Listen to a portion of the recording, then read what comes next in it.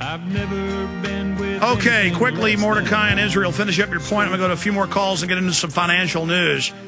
I asked if you had anything else to add. Go ahead. Yes, just very, very quickly. I've been hesitating to say this on your show for a long time because I do the same kind of work that you do here in Israel. For more than 12 years I've been doing this. When I heard a guy call earlier and say that your show was entertaining, despite the fact that they've destroyed my family and it's a whole different thing that you have no time for on the show right now, but I had to call and say this when I heard somebody say that he treats your show as entertainment when it's so dead serious and everybody in the world is suffering from what they're doing. The closer that somebody approaches the truth, the more danger there is for the person to be called a provocateur, because there are certain things that if I were to say here in Israel about Israel, I would be promptly arrested. And if you would say it in America about America, you would also get a visit. And you said you've gotten death threats and things like that. But eventually, and this is a question really rather than a comment or a statement, because I don't, people talk about their arms being taken away and the danger of their taking away our guns. But at one point, somebody's going to have to address the issue of who gets to give the orders to fire and when and under what circumstances and when is that going to happen? Who are going to be the people? Because it's not enough and it's not sufficient just to own the guns. And just waving the guns and just owning them, at one point someone's going to have to use them, and somebody's going to have to determine who are the commanders, who are the people who are... I mean, you get my point, right? Mordecai, I do get your point, and I appreciate your call.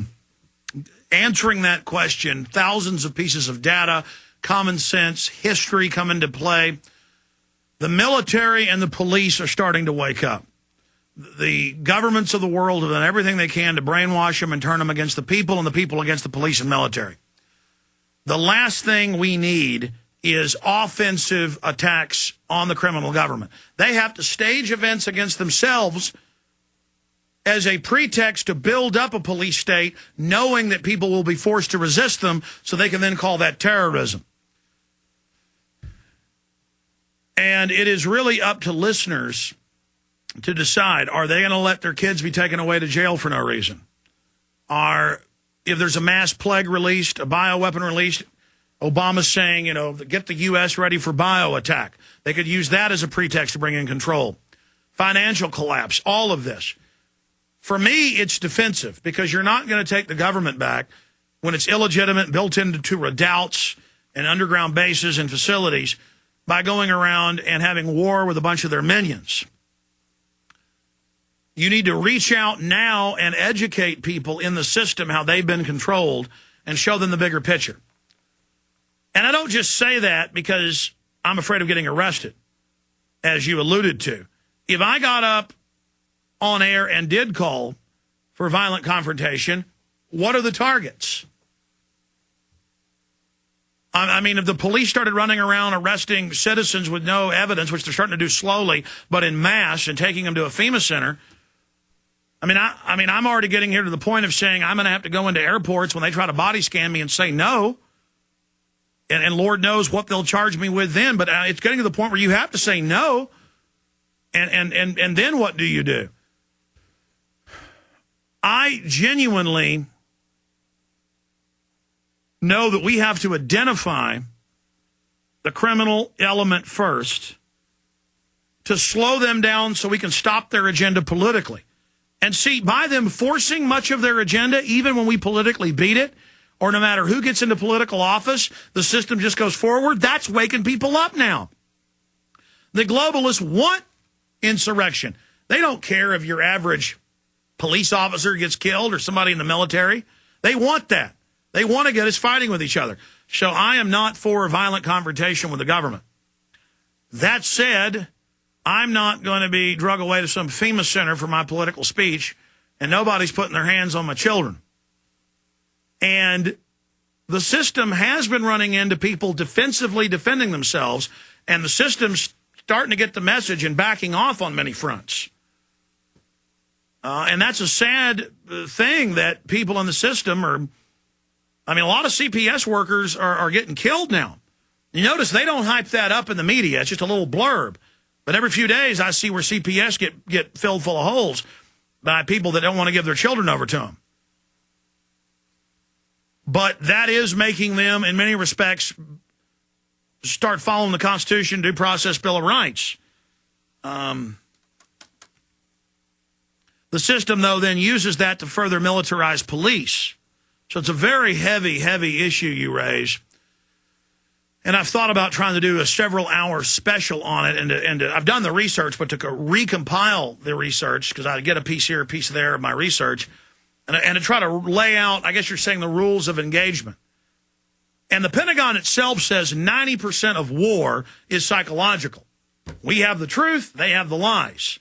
And so we better work for peace and work for waking the system up and work for getting our counties and states and cities back, as we're doing here in the United States, and exhaust all of those avenues. And then when they come to take your farm or ranch because you can't pay the giant taxes they've levied, that's up to you to make your personal decision. I'll tell you, and I'm sad for the police and military and bureaucrats, because most of them are just dumbed-down fools that think they have the authority of God. A lot of people have made the decision. Mainly it's a lot of old Korean War vets. Most of the World War II vets have died off, but I've seen this as a trend, as a profile of the police harass them. They stop them. They harass them. And a lot of this happened a few years ago in Austin. This old World War II vet told the state police guy that was involved harassing him and trying to take his property. It came out in the news. He told him, he said, "Listen, buddy, you pull me over for no reason one more time, and there's going to be trouble." And he killed him. And that's what the servants of the tyrants need to get their head screwed on and really understand. They're pushing people that can't be pushed anymore. They're pushing people that have just made the decision, okay, I'm dead. I don't care. Next person in government treads on me, I'm going to get violent. That's what people are saying. And now conservatives and libertarians have seen the government documents that we were given, that we released, where they are listed as the real terrorist and the real enemy. Well, that lets you know this government is the real terrorist and is illegitimate. But whoever fires first loses. That's been said many times. And I'm old enough. That's why the military wants people 18 to 25. Because they're young, they think they're bulletproof. They think manliness is just going out and having a war and having a firefight. But even when I was younger, I had read enough history and studied it to know that, no, we don't fight on their terms. We don't go out and just get in a war with the establishment for no reason, or do it in a way that will empower their police state and legitimize this control grid they've laboriously built. It's a very, very important question, and maybe we should do a whole show sometime, maybe this week, do a couple hours, just opening the phones up about what's your line in the sand. But the bureaucrats need to know that the system isn't building FEMA camps and setting up checkpoints and putting in tracking grids for no reason. They know that they were going to carry out a criminal banking heist. I told you this 10 years ago, and we're only entering this, that would be so big, people would start resisting. That's why they take select cops from all over the country and fly them to different G20 events and other globalist events and have them attack old ladies with police dogs and sound cannon populations, and they send sound cannons to menace tea parties in San Diego, because they're gearing up and getting their people ready and trained to engage the population. I think if we have a real war, a real guerrilla war, and of 150 million gun owners, only 1% decide to go out and only engage people one time, that's 1,500,000 dead cops. That's half the cops in the country dead in one day.